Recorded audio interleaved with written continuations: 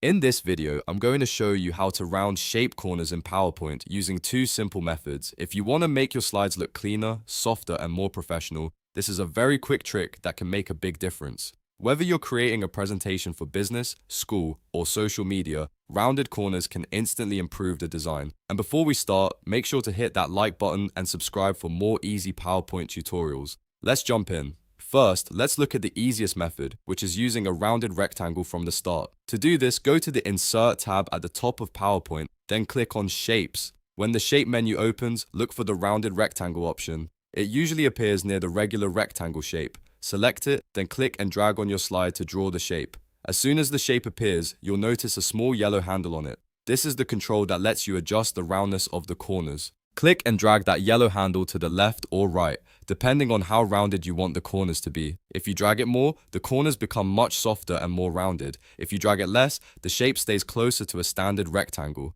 This is a great option if you already know you want rounded corners before adding the shape. Now let's move to the second method, which is perfect if you already have a shape on your slide and want to round the corners afterward. First, click to select the shape you want to edit. Once it's selected, go to the Shape Format tab at the top of PowerPoint. In that menu, find Edit Shape, click it, and then choose Change Shape. From the list, select Rounded Rectangle. PowerPoint will convert your existing shape into a rounded rectangle, and just like before, you can use the yellow handle to fine-tune the corner roundness. This gives you more control over the final look, and it's especially useful if you've already built part of your slide and don't want to recreate anything from scratch. If the shape doesn't look exactly right at first, don't worry.